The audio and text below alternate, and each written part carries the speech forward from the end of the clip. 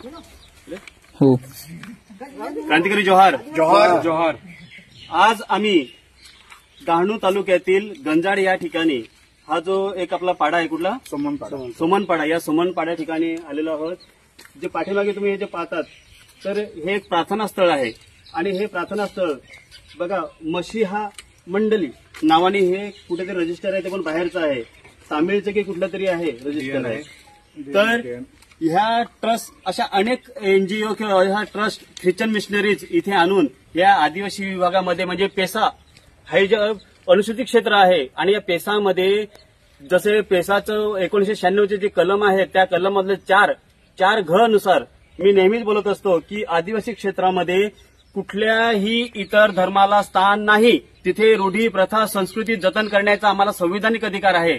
आणि याला अनुसरून सुप्रीम कोर्टाने सुद्धा आदेश दिलेले आहेत की अनधिकृत जी कुठली धार्मिक स्थळं आहेत ती तात्काळ तोडावीत.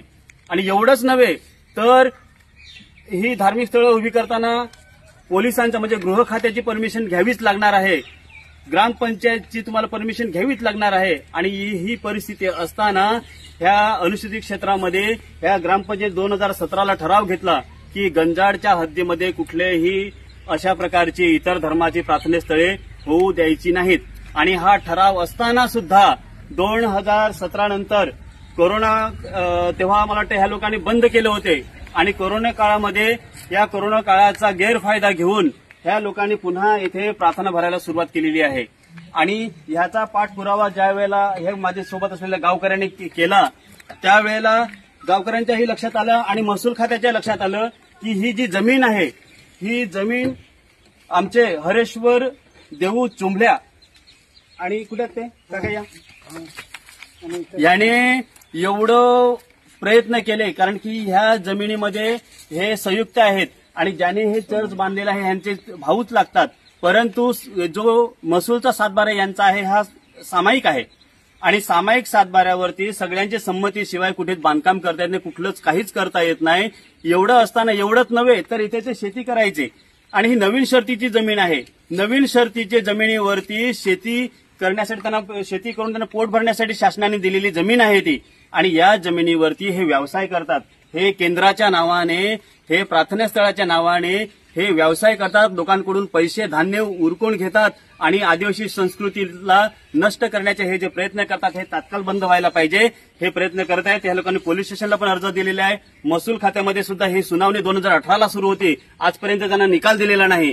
तर महसूल डिपार्टमेंट आणि पोलीस डिपार्टमेंटला, गृह डिपार्टमेंटला मी ताकीद देतोय की हे त्वरित त्या लोकांनी बंद करावं, हे तोडून यांना शेती करण्यासाठी ती जागा मोकळी करून द्यावी.